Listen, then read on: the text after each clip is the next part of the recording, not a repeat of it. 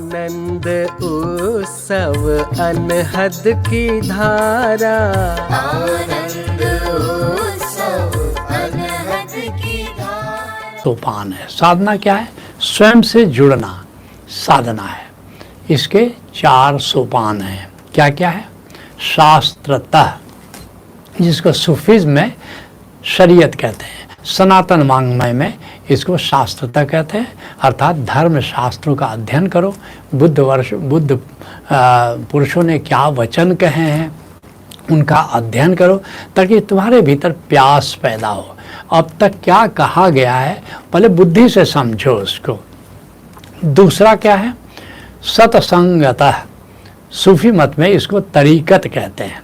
अर्थात सत्संग करो, संतों का, सज्जनों का सत्संग करो, जिसे सत्य को जाना है, सत्य का जिसको अनुभव है, जिसके भीतर सत्य की खुशबू है, सत्य की सुगंध है, उसका अनुभव करो। जिसके लिए गोस्वामी तुलसीदास जी कहते हैं कि बिन सत्संग विवेक न होई, आराम कृपा बिन सुलभ न सोई। इसको सत्संग को, जैसा मैंने कहा, सूफीज़्म में तरीकत कहते हैं। जो तीसरा सोपान है वो है सनातन वाङ्मय कहता है गुरुतः, और सूफी मत में उसको कहते हैं मारिफत। अर्थात जो गुरु है, गुरु गाइड है। और ये जो गुरु कृपा की बात तुम कह रहे हो, वास्तव में ये गुरु कृपा का संबंध इस चरण से, गुरुता अर्थ गुरु के द्वारा साधना में। अब गुरु की एक भूमिका है, एक जीवित गुरु की भूमिका है। बिना जीवित गुरु के तुम साधना में आगे नहीं बढ़ सकते। बिना गुरु के तुम शास्त्रता, सत्संगता, ये 2 स्टेज कर सकते हो। कई संतों का टीवी में भी आ रहा है या तुम उनसे सुन सकते हो, लेकिन गुरु की एक ज़रूरत है जो सीना बसीना तुमको अनुभव ज्ञान ट्रांसफ़र करे। और फिर चौथा जो सोपान है वह है स्वतः। स्वतः, जिसको सूफी मत में कहते हैं हकीकत। हकीकत।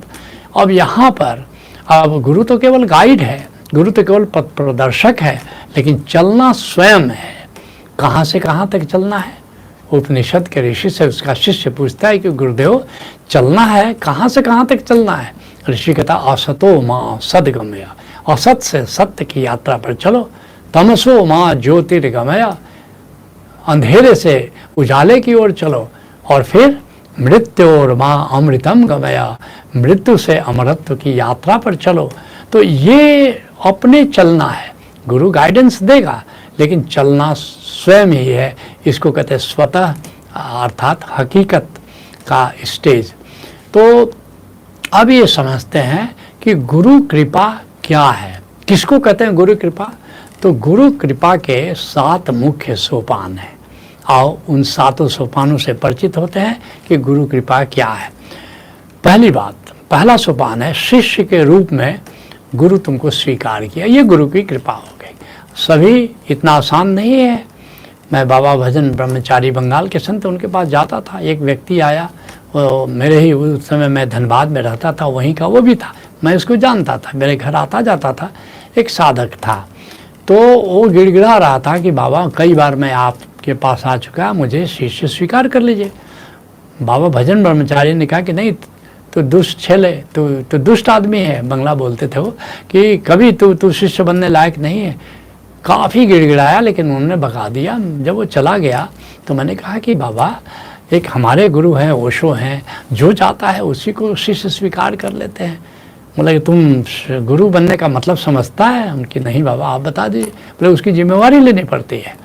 जो जिम्मेवारी अपने शिष्य की नहीं ले सकता, उसके मोक्ष तक की यात्रा का, वो गुरु बनने लायक नहीं है, वो गुरु नहीं बन सकता।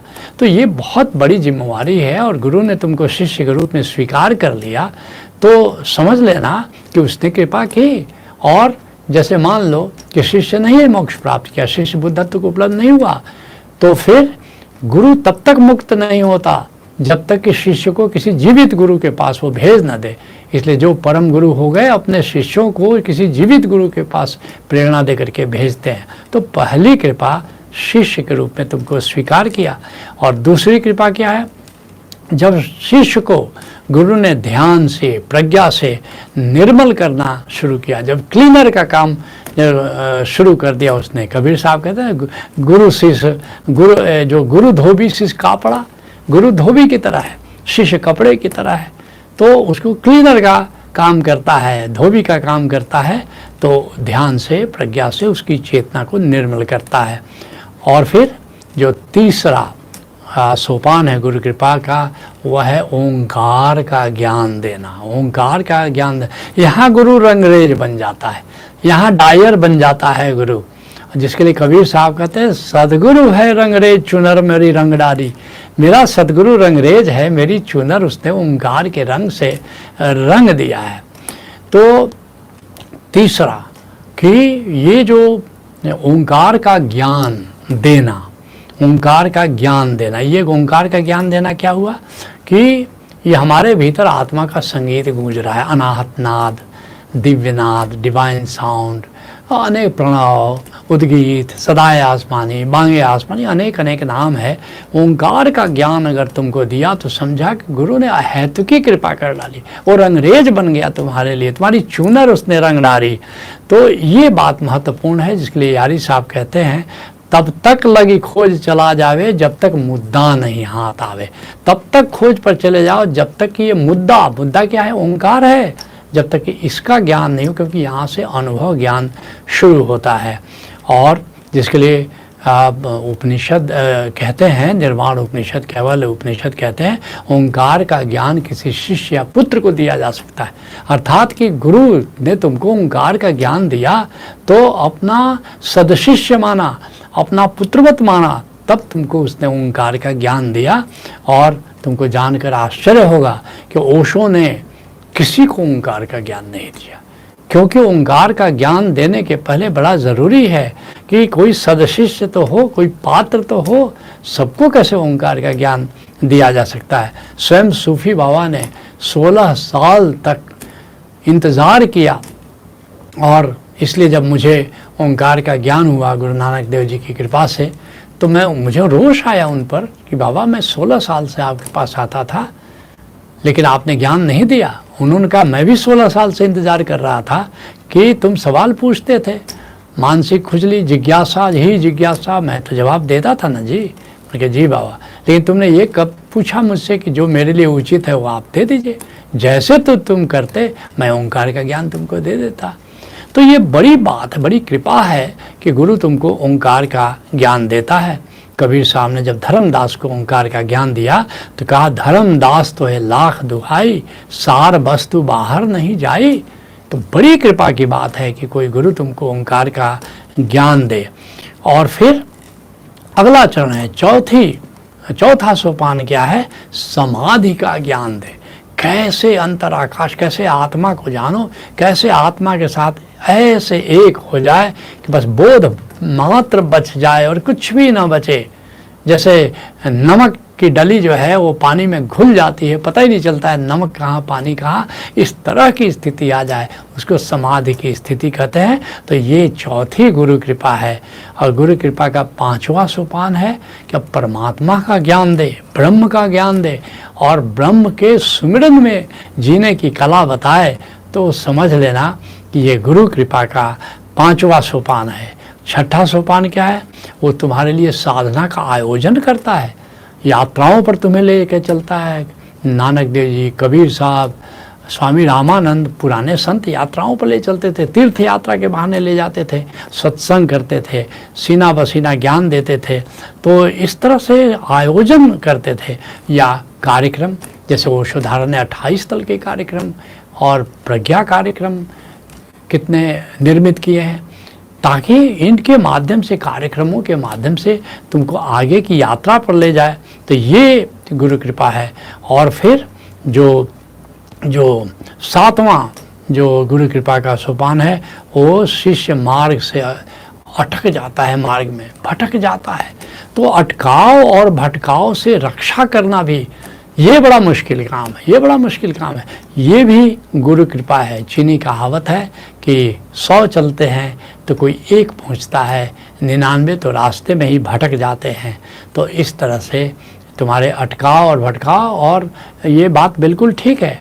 अधिकतर लोग रास्ते में भटक जाते हैं, 100 चलते हैं तो 99 भटक जाते हैं या कहीं अटक जाते हैं। तो उससे भी रक्षा करना, अपने सदशिष्यों की रक्षा करना, ये वो भी उसकी कृपा ही समझ लेना। तो अब चौथे चरण पर आ जाते हैं, स्वतः जो है वो स्वतः साधना कैसे की जाती है। उसके 3 सोपान होते हैं। क्या? ऋषि कहता है श्रवण, मनन, निधिध्यासन। क्योंकि गुरु कृपा तो हो गई, ये 7 सोपान तुमने पार कर लिया। अगर तुमने स्वतः साधना नहीं की तो अटकाव और भटकाव सुनिश्चित है। तो कैसे करोगे? श्रवण, गुरु की बात को ध्यान से सुनो। इसलिए बार बार कबीर साहब कहते हैं सुनो भाई साधो, कहत कबीर सुनो भाई साधो। अरे साधकों सुनो, ध्यान से सुनो। नानक देव जी कहते हैं नानक भक्ता सदा विकास, सुनिए दुख पाप का नाश। गुरु के वचन सुनने से पाप का नाश हो जाता है, दुख का नाश हो जाता है। तो गुरु की बात को, जैसे सीप के अंदर जैसे स्वाति नक्षत्र की बूंद पड़ती है और मोती बन जाती है, गुरु के एक एक वचन को ध्यान से सुनो। और फिर दूसरा चरण है मनन, अर्थात गुरु के उपदेश को अपने अनुभव से समझो, अपने विचार से नहीं। अपना जो तुमने पढ़ाई लिखाई की है, नॉलेज जो गैदर किया है, किताबी ज्ञान, उससे नहीं, अपने जीवन के अनुभव से उसको समझने की कोशिश करो। Understand what the master says, इसको कहते हैं मनन। नानक देव जी बार बार कहते हैं मनने की गति कहीं न जाई, मनने की गति कहीं न जाई, जे को कहे पीछे पछताई। मनन की महिमा का जो बखान करता है वो पीछे पछताता कि मैं क्या कहा। मनन की गति नेति नेति, इतने ही नहीं है, इतने ही नहीं, तो उस पर मनन करो। बहुत से हम देखते हैं लोग मनन नहीं करते। गुरु ने कहा बस इस कान से सुना, उस कान से निकाल दिया, उस पर मनन करो। और तीसरा है निधिध्यासन। अब साधना करो, दृष्टा की साधना करो, ध्यान की साधना करो, साक्षी की साधना करो, समाधि की साधना करो, सिमरन की साधना करो। जो गुरु ने बताया है उसको साधो। गुरु ने क्लास वर्क में बता दिया, होमवर्क करो। अच्छा विद्यार्थी हमेशा होमवर्क करता है, अच्छा शिष्य हमेशा स्वतः साधना करता है। तो इसलिए मैं अंत में ये कहना चाहूँगा कि गुरु कृपा जो है साधना के मंदिर का प्रवेश द्वार है। उसके पहले भी तुमको चल करके प्रवेश द्वार तक पहुंचना हो।